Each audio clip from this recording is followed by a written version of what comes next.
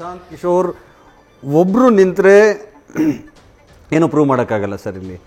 ಅಂದರೆ ಎಲ್ಲರ ದಾರಿಯಲ್ಲಿ ಎಲ್ಲ ಅದೇ ರಾಜಕಾರಣದಲ್ಲಿ ಹೋಗ್ಬಿಡ್ತೇವೆ.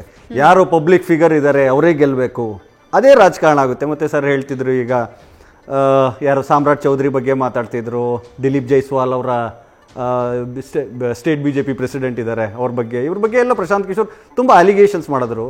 ಏನಕ್ಕೆ ಅಂದರೆ ಅವರು ಆಲ್ರೆಡಿ ಆರೋಪಿಗಳಿದ್ದಾರೆ.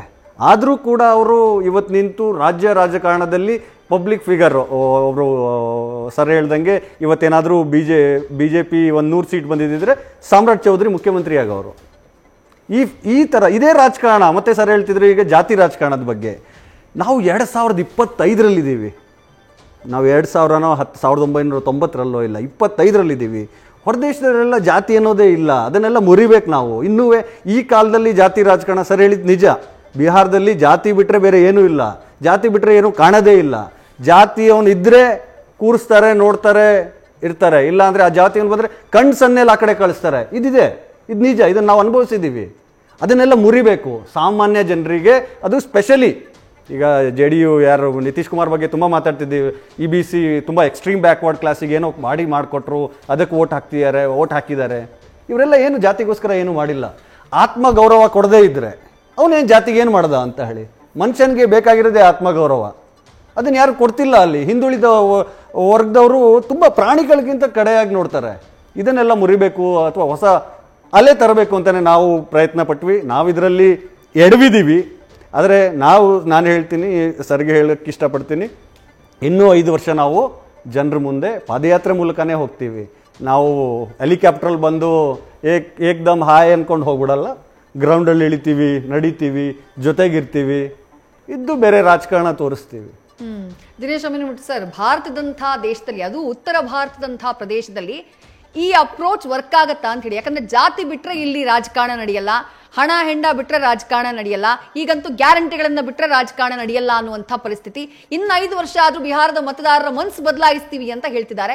ಅದು ಸಾಧ್ಯ ಇದೆಯಾ? ಪ್ರಾಕ್ಟಿಕಲಿ ಇದು ಸಾಧ್ಯ ಇದೆಯಾ ಅಂತ ಹೇಳಿ ನನಗೆ ಗೊತ್ತಿಲ್ಲ. ಶರತ್ ಅವರ ಯೋಚನೆನೇ ಪ್ರಶಾಂತ್ ಕಿಶೋರ್ದಾಗಿದ್ರೆ, ಶರತ್ ಅವರ ಯೋಚನೆನೇ ಜನಸುರಾಜ್ ಪಕ್ಷದ್ದಾಗಿದ್ರೆ, ಅವ್ರು ಇನ್ನು 5 ವರ್ಷ ಅಲ್ಲ, ಇನ್ನು 10 ವರ್ಷ ಆದರೂ ಬಿಹಾರದಲ್ಲಿ ಇವರಿಗೆ ನೆಲೆ ಕಂಡುಕೊಡ್ಲಿಕ್ಕೆ ಆಗೋದಿಲ್ಲ.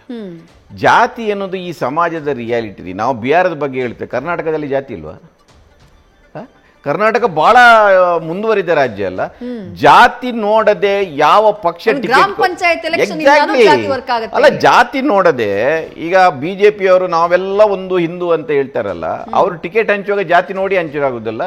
ಕಳೆದ ಲೋಕಸಭಾ ಚುನಾವಣೆಯಲ್ಲಿ ಹಿಂದೂ ಅಂತ ಹೇಳುವವರು ನರೇಂದ್ರ ಮೋದಿ ಹೇಳ್ತಾರೆ, ಅಂಬಿ ಪಿಚಡ ವರ್ಗಕ್ಕೆ ಅಂತ ಹೇಳಿಲ್ವಾ, ನಾನೊಬ್ಬ ಗಾಣಿಗ ಅಂತ ಹೇಳಿಲ್ವಾ? ಇವರೆಲ್ಲ ಹಿಂದೂ ಅಂತ ಹೇಳ್ತಾರಲ್ಲ, ಇಲೆಕ್ಷನ್ ಬಂದಾಗ ಜಾತಿಯೇ ಮಾಡ್ತಾರೆ. ಈಗ ಶರತ್ ಅವರು ಹೇಳಿದ್ರು ಅಲ್ಲಿ ಪರಿಸ್ಥಿತಿ ಹೇಗಿತ್ತು ಅಂತ. ಇವರ ಆತ್ಮಸಮ್ಮಾನದ ಬಗ್ಗೆ ಮಾತಾಡಿದ್ರು. ನಾನು ಬರೆದಿದ್ದೆ ಅದನ್ನು. ನಾನು ಲಾಲು ಯಾದವ್ ಅವರ ಕ್ಷೇತ್ರಕ್ಕೆ ಹೋಗಿದ್ದೆ, ರಾಘೋಪುರ ಅಂತ ಇದೆ, ಅಲ್ಲಿ ಹೋಗಿದ್ದೆ. ಅಲ್ಲಿ ಒಬ್ಬ ಯಾದವ ಹೇಳ್ತಾ ಇದ್ದ, ನಾನು ಕೇಳಿದೆ ಅವನಿಗೆ. ನಾನು ಹೇಳ್ತಾ ಇರೋದು ಇವತ್ತು 2005ರ ಟೈಮಿನದ್ದು ಹೇಳೋದು ನಾನು. ಆಗ ಕೇಳಿದ್ರೆ ಕಿಸ್ಕೋ ವೋಟ್ दे रहा है ಅಂತ ಕೇಳಿದ್ರೆ हमारा ललवाक ಅಂತ ಹೇಳಿದ ಅವನು. क्यों दे रहा है? ये सड़क नहीं है, पानी नहीं है, बिजली नहीं है, क्यों वोट दे रहा है ಅಂತ ಕೇಳಿದ್ರೆ ಕಾಯ್ ಕಾ ವಿಕಾಸ್ ಆತ್ಮ ಸಮ್ಮಾನಕ್ಕೆ ಬಿನಾ ಅಂತ ಕೇಳಿದವನು. ಆತ್ಮಗೌರವ ಇಲ್ಲದ ನಿಮ್ಗೆ ಏನ್ ಮಾಡ್ಬೇಕು? ಇಡೀ 15 ವರ್ಷದಲ್ಲಿ ಲಾಲು ಇದನ್ನೇ ಮಾಡಿರೋದು. ನನಗೆ ಆ ಮುದುಕನ ಒಂದು ಸ್ಟೇಟ್ಮೆಂಟ್ ಇದೆ ಅಲ್ಲ, ಬಿಹಾರದ ರಾಜಕೀಯ ಗೊತ್ತಾಗ್ಬಿಡ್ತು. ಲಾಲು ಪ್ರಸಾದ್ ಯಾದವ್ ಸಮಸ್ಯೆ ಏನಂದ್ರೆ 97ನಲ್ಲಿ ಅವರ ಮೇಲೆ ಪಾಡರ್ ಸ್ಕ್ಯಾಮ್ ಬಂದ ನಂತರ ಅವರಿಗೆ ಅದರಿಂದ ಹೊರಗೆ ಬರಲಿಕ್ಕೆ ಆಗಲಿಲ್ಲ. ಅವರು ನೋಡಿ, ಅವರು ಸ್ಟಾರ್ಟಿಂಗ್ನಲ್ಲಿ ಮಾಡಿದಾಗ ಅವರು ವಿಧಾನಸಭೆಯಲ್ಲೇ ನಾನು ಎಷ್ಟೆಷ್ಟು ದೊಡ್ಡ ಭೂಮಾಲೀಕರಿದ್ದಾರೆ ಅವರ ಪಟ್ಟಿ ನೋಡಿ ಅವ್ರ ಹೆಸರು ಹೇಳಿದ್ರು. ಇಂತೆಂಥವರೆಲ್ಲ ಭೂಮಿ ಇಟ್ಕೊಂಡಿದ್ದಾರೆ, ನಾಯಿ ನರಿಗಳ ಹೆಸರಲ್ಲಿ ಎಲ್ಲ ಇಟ್ಕೊಂಡಿದ್ದಾರೆ, ಇದನ್ನೆಲ್ಲ ತರ್ತಿ. ಅವ್ರು ಎಕ್ಸ್ಟೆಂಡ್ ಮಾಡಲಿಕ್ಕೆ ಆಗಲಿಲ್ಲ. ಅವರಿಗೊಂದು ಡೆವಲಪ್ಮೆಂಟ್ನ ವಿಷನೇ ಇರಲಿಲ್ಲ. ಇವತ್ತಿನ ಪಾಲಿಟಿಕ್ಸ್ನಲ್ಲಿ, ಇಂಡಿಯಾದ ಪಾಲಿಟಿಕ್ಸ್ನಲ್ಲಿ ನೀವು ಅಭಿವೃದ್ಧಿಯ ಒಂದು ಮುನ್ನೋಟ ಇಲ್ಲದವರು, ಡೆವಲಪ್ಮೆಂಟ್ನ ಒಂದು ವಿಷನ್ ಇಲ್ಲದವರು ಸಕ್ಸಸ್ ಆಗಲಿಕ್ಕೆ ಸಾಧ್ಯನೇ ಇಲ್ಲ. ಆದರೆ ಅಷ್ಟರಲ್ಲೇ ಆಗೋದಿಲ್ಲ. ಜಾತಿ ಮತ್ತು ಡೆವಲಪ್ಮೆಂಟ್ನ ವಿಷನ್, ಇದರ ಕಾಂಬಿನೇಷನ್ನಲ್ಲಿ ಯಾರು ಹೋಗ್ತಾರೆ ಅವರು ಸಕ್ಸಸ್ ಆಗ್ತಾರೆ. ಅದು ತಮಿಳುನಾಡಲ್ಲಿ ಸಕ್ಸಸ್ ಆಗಿದೆ, ಕರ್ನಾಟಕದಲ್ಲಿ ಸಕ್ಸಸ್ ಆಗಿದೆ, ಬಿಹಾರದಲ್ಲೂ ಕೂಡ ಸಕ್ಸಸ್ ಆಗುತ್ತೆ. ನೋಡಿ, ನಿತೀಶ್ ಅವರ ಆರೋಗ್ಯ ಕೆಟ್ಟಿದೆಯಾ, ಮತ್ತೊಂದಾಗಿದೆ ಇಲ್ಲೋ ಗೊತ್ತಿಲ್ಲ. ಇವತ್ತು ನೀವು ಇಡೀ ದೇಶದಲ್ಲಿ ನೋಡಿದರೆ ಇಲೆಕ್ಷನ್ 2 ಇಶ್ಯೂಸ್ಗಳ ಮೇಲೆ ನಡೀತೆ. ಒಂದು ಕೋಮುವಾದ, ಇನ್ನೊಂದು ಭ್ರಷ್ಟಾಚಾರ. ನಿತೀಶ್ ಕೋಮುವಾದಿ ಅಲ್ಲ, ನಿತೀಶ್ ಭ್ರಷ್ಟಾಚಾರಿ ಕೂಡ ಅಲ್ಲ. ಆಯ್ತಾ? ಇದನ್ನು ನಾವು ಗಮನಿಸಬೇಕಾಗಿರೋದು. ಅವರು ಬಿಜೆಪಿ ಜೊತೆ ಇರ್ಬೋದು, ಬಿಜೆಪಿ ಜೊತೆ ಇರ್ಬೋದು, ಆದ್ರೆ ಅವರು ಕೋಮುವಾದಿ ಅಲ್ಲ. ಅವರಿಗೆ ತಾಕತ್ತಿದ್ದಾಗ ನರೇಂದ್ರ ಮೋದಿಯನ್ನೂ ವಿರೋಧಿಸಿದ್ರು.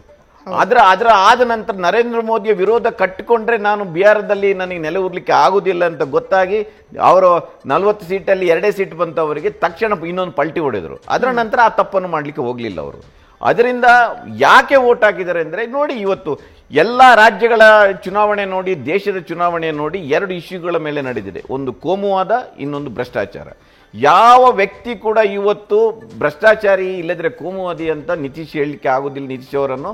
ಅಷ್ಟು ಮಾತ್ರ ಅಲ್ಲ, ಬಿಜೆಪಿಗೆ ಕೂಡ ಕೋಮುವಾದದ ಬಾಲ ಬಿಚ್ಚಲಿಕ್ಕೆ ಅಲ್ಲಿ ಬಿಟ್ಟಿಲ್ಲ ಅವರು. ಇವತ್ತಿನ ನೀವು ನರೇಂದ್ರ ಮೋದಿ ಅವರ ಎಲ್ಲ ಭಾಷಣ ಕೇಳಿ, ನೀವು ಯುಪಿನಲ್ಲಿ 20-80 ಸ್ಮಶಾನ, ಕಬರ್ಸ್ತಾನ, ಪಾಕಿಸ್ತಾನ, ಹಿಂದೂಸ್ತಾನ, ಮಂಗಳಸೂತ್ರ ಎಲ್ಲ ಹೇಳಿದ ಮೋದಿ ಬಿಹಾರದಲ್ಲಿ ಅದನ್ನು ಯಾವುದನ್ನು ಹೇಳಿಲ್ಲ. ಅದರಿಂದ ಅವ್ರು ಬಹಳ ಕ್ಲೆವರ್ ಆಗಿ ಮಾಡಿದ್ದಾರೆ. ಅದರಿಂದ ನೀವು ಜಾತಿ ಎನ್ನುವುದು ರಿಯಾಲಿಟಿ. ಇವರು ಹೇಳಿದ್ರಲ್ಲ, ಅಲ್ಲಿ ಇವತ್ತಿಗೂ ಜಾತಿ ಇದೆ ಅಂತ. ಜಾತಿ ಇದ್ದ ಜನ ಏನ್ ಮಾಡ್ತಾರೆ ಅಂದ್ರೆ ಅವ್ರು ಗ್ರೂಪ್ ಆಗೇ ಆಗ್ತಾರೆ. ನೋಡಿ, ಪ್ರಶಾಂತ್ ಕಿಶೋರದ್ದು, ನಾನು ಅದಕ್ಕೆ ಹೇಳಿದ್ದು, ಶರತ್ ಅವರ ಆಲೋಚನೆ ಪ್ರಶಾಂತ್ ಕಿಶೋರದ್ದಾಗಿದ್ರೆ, ಈಗ ನೋಡಿ, ಪ್ರಶಾಂತ್ ಕಿಶೋರ್ ನನಗೆ ನಂತರ ತಕ್ಷಣದಲ್ಲಿ ಡೀಟೇಲ್ಸ್ ಇಲ್ಲ, ಆದರೆ ಜನಸುರಾಜ್ ಪಾರ್ಟಿ ಪಕ್ಷ ಟಿಕೆಟ್ ಕೊಡುವಾಗಲೂ ಜಾತಿ ನೋಡೇ ಕೊಟ್ಟಿದೆ. ಜಾತಿ ನೋಡದೆ ಕೊಡ್ಲಿಕ್ಕೆ ಆಗುದೇ ಇಲ್ಲ. ಅಲ್ಲಿ ನೀವು ರೆಪ್ರೆಸೆಂಟೇಷನ್ ಕೊಡ್ಲೇಬೇಕಾಗಿರುತ್ತೆ. ಈಗ ನೀವು ನೋಡಿ, ಜನಸುರಾಜ್ ಪಾರ್ಟಿದ್ದು ಇನ್ನೊಂದು ಸಮಸ್ಯೆ ಏನಾಯ್ತು ಅಂದ್ರೆ, ನಾನು ಆಗ ಹೇಳಿದೆ, ಮಹಿಳೆಯರ ಇಶ್ಯೂಸ್ಗಳನ್ನು ಅವ್ರು ಅಡ್ರೆಸ್ ಮಾಡಿಲ್ಲ. RJD ತರನೇ ಅವರು ಮಾಡಿಲ್ಲ ಹೆಚ್ಚು. ಅವರು ಮದ್ಯಪಾನ, ಸಾರಾಯಿ ನಿಷೇಧವನ್ನು ವಾಪಸ್ ತಗೊಳ್ತವೆ ಅಂತ ಹೇಳಿದ್ರು. ಬಹುಶಃ ಇದು ಕೂಡ ಬಹಳ ದೊಡ್ಡ ಡ್ಯಾಮೇಜ್ ಆಗಿರ್ಬೋದು. ನೋಡಿ, ಸಾರಾಯಿ ನಿಷೇಧದ ಸಕ್ಸಸ್ ಫೇಲಿಯರ್ ಬೇರೆ.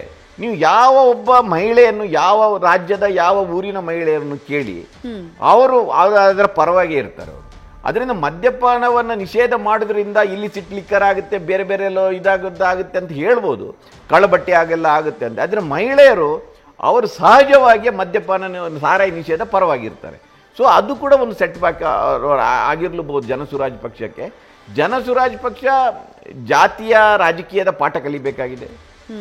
ಮತ್ತು ಅವರ ವೋಟ್ ಬೇಸ್ ಅನ್ನ ವಿಸ್ತಾರ ಬೇರೆ ಬೇರೆ ಈ ಜಾತಿ ವಾಸ್ತವವನ್ನು ಒಪ್ಕೊಳ್ಳದರೆ ಇನ್ನು 10 ವರ್ಷ 20 ವರ್ಷ ಬಿಹಾರದಲ್ಲಿ ರಾಜಕೀಯ ಮಾಡಿದ್ರೆ ಜನಸುರಾಜ್ ಪಕ್ಷಕ್ಕೆ ಯಾವ ಲಾಭನೂ ಸಿಗುವುದಿಲ್ಲ. ಇದು ಅಷ್ಟು ಮಾತ್ರ ನಾನು ಹೇಳಬಲ್ಲೆ. ಇದೊಂದು ನಾವು ಬಹಳ ಆದರ್ಶವಾಗಿ ನೋಡ್ತಾ ಇದ್ದೇವೆ. ಇದನ್ನೆಲ್ಲ ಬಿಟ್ಟು ನಾವು ಹೊಸದಾಗಿ ಕಟ್ಟುವೆ ಅಂತ ಆ ಕಾಲ ಹೋಗಿದೆ. ಇದು ಬಹಳ ದೂರ ಬಂದಿದೆ ಇವತ್ತು ನಮ್ಮ ಜಾತಿಯ ರಾಜಕೀಯ. ನೋಡಿ, ಅದು ಮಂಡಲ್ ಫಸ್ಟ್ ಹೋಗಿ ಮೊದಲೇನಿತ್ತು, ಮಂಡಲ್ ಅಂದರೆ OBC ಮಾತ್ರ ಇತ್ತು, OBCಗೆ EBC ಆಗಿದೆ. ಕರ್ನಾಟಕದಲ್ಲಿ ಮೀಸಲಾತಿ ಹೋಗಿ ಒಳ ಮೀಸಲಾತಿ ಬಂದಿದೆ. ಅದರಿಂದ ಸಣ್ಣ ಸಣ್ಣ ಜಾತಿಗಳಲ್ಲಿ ಕೂಡ ಆ ಪ್ರಜ್ಞೆ ಹುಟ್ಟಿದೆ, ನಾವು ಕೂಡ ಒಟ್ಟಾಗಬೇಕು, ನಾವು ಗುಂಪಾಗಬೇಕು. ಇಲ್ಲದಿದ್ದರೆ ನೋಡಿ, ಅಲ್ಲಿ ನೋಡಿ, ಸಾಮಾಜಿಕ ನ್ಯಾಯದ ಬಂಡಿ ಅದೇ ರೀತಿ ಹೋಗುದು. ಒಂದು ಕಾಲದಲ್ಲಿ ಯಾದವರು ಮಾತ್ರ ಇದ್ರು, ಯಾದವರಿಗೆ ಅಲ್ಲಿಯವರೇ EBC ಚಾಲೆಂಜ್ ಮಾಡಿ ಯಾದವರ ರಾಜಕೀಯವನ್ನು ಮುಗಿಸಿದ್ರು. ಈಗ ಮತ್ತೆ EBCಗಳಲ್ಲಿ ಏನಾದರೂ ಒಬ್ಬರ, ಈಗ ನೋಡಿ, ಕುರ್ಮಿಯವನು ಯಾಕೆ ನಮಗೆ ಲೀಡರ್ ಆಗಬೇಕು, ನಮ್ಮವರು ಯಾವ ಲೀಡರ್ ಆಗಲಿಲ್ಲ ಅಂತ EBCಯಲ್ಲಿ ಮತ್ತೊಬ್ಬ ನಾಯಕ ಹುಟ್ಟಬಹುದು. ಬಿಜೆಪಿ ಎಲ್ಲ ಕಡೆ ಈ ಪ್ರಯತ್ನ ಮಾಡಿದೆ, UPನಲ್ಲಿ ಮಾಡಿದೆ, ಬಿಹಾರದಲ್ಲಿ ಸಕ್ಸಸ್ ಆಗಿದೆ.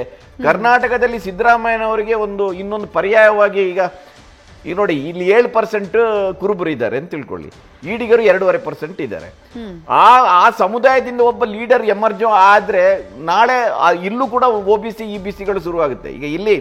ಈಗ ನೀವು ಇಲ್ಲಿರುವ OBCಗಳಲ್ಲಿ ಪ್ರಾಮಿನೆಂಟ್ ಆದ ಒಂದು 8 ಕಾಸ್ಟ್ ಬಿಟ್ರೆ 102 ಕಾಸ್ಟ್ಗಳಲ್ಲಿ ಅದು ಕುರುಬರು ಇರ್ಬೋದು, ಈಡಿಗರು ಇರ್ಬೋದು, ಗೊಲ್ರು ಇರ್ಬೋದು, ಮಡಿವಾಳ್ರು ಇರ್ಬೋದು, ನಮ್ಗೆ ಹೆಸರು ಗೊತ್ತಿರುವಂಥದ್ದು. ಅದು ಬಿಟ್ರೆ 102 ಕಾಸ್ಟ್ಗಳಲ್ಲಿ ಉಳಿದ ಹೆಚ್ಚು ಕಡಿಮೆ 90 ಕಾಸ್ಟ್ನ ಹೆಸರುಗಳು ಯಾರಿಗೆ ಗೊತ್ತಿಲ್ಲ. ಆಯ್ತಾ? ಅವರ ಪರ್ಸೆಂಟೇಜ್ ಇದಾರಲ್ಲ, ಇವರೆಲ್ಲ ಸೇರಿದ್ರೆ ಒಂದು 10-15% ಆಗ್ಬೋದು. 52% OBCಗಳಂತಾರೆ. ಉಳಿದವರು ಎಲ್ಲಿ ಹೋದ್ರು? ಅವರಿಗೆ ಪಬ್ಲಿಕ್ ಸರ್ವಿಸ್ ಕಮಿಷನ್ ನಲ್ಲಿ ಅವರಿಗೆ ಅವಕಾಶ ಇಲ್ಲ, ರಾಜಕೀಯದಲ್ಲಿ ಪಂಚಾಯತಿ ಮೆಂಬರ್ಗಳಿಗೆ ಆಗ್ಲಿಕ್ಕೆ ಆಗ್ತಾ ಇಲ್ಲ. ಇವತ್ತು SCಗಳಲ್ಲಿ ಹೇಗೆ ಒಳ ಮೀಸಲಾತಿ ಬಿಟ್ಟಿದೆ, STಯಲ್ಲೂ ಹಂಗೆ ಇದೆ. 50 ಜಾತಿಗಳಿದ್ದಾರೆ. 50 ಜಾತಿಯಲ್ಲಿ ವಾಲ್ಮೀಕಿಯವರನ್ನು ಬಿಟ್ಟರೆ 49 ಜಾತಿ ಎಲ್ಲಿದ್ದಾರೆ ಅಂತ ಯಾರಿಗೂ ಗೊತ್ತಿಲ್ಲ. ಕರ್ನಾಟಕ ಇದು ಇಡೀ ದೇಶದಲ್ಲಿ ನಡೀತಾ ಇದೆ. ಅದು ಸಾಮಾಜಿಕ ನ್ಯಾಯದ ಬಂಡಿ ಮುಂದೆ ಹೋಗುದಂದ್ರೆ ಇದೆ ನನ್ನ ಪ್ರಕಾರ. ಯಾರ್ಯಾರು ಆ ಪಕ್ಷದಲ್ಲಿ ದೊಡ್ಡ ಸ್ಥಾನದಲ್ಲಿ ಅವಕಾಶ ಗಳಿಸ್ತಾರೆ ಅವರು ಹೊರಗೆ ಹೋಗಿ ಮತ್ತೊಬ್ಬರಿಗೆ ಅವಕಾಶ ಮಾಡಿ ಕೊಡಬೇಕು. ಅದು ಸಹಜವಾಗಿ ಆಗುದಿಲ್ಲ, ಯಾರಾದ್ರೂ ಒಬ್ಬರು ಲೀಡರ್ಶಿಪ್ ತಗೊಳ್ಬೇಕು. ಬಿಹಾರದಲ್ಲಿ ಅದು ಆಗಿದೆ. ರೈಟ್. ನ್ಯೂಸ್ ಫಸ್ಟ್ ನಿರ್ಭೀತಿಯಿಂದ ನಿಮ್ಮ ಪರವಾಗಿ.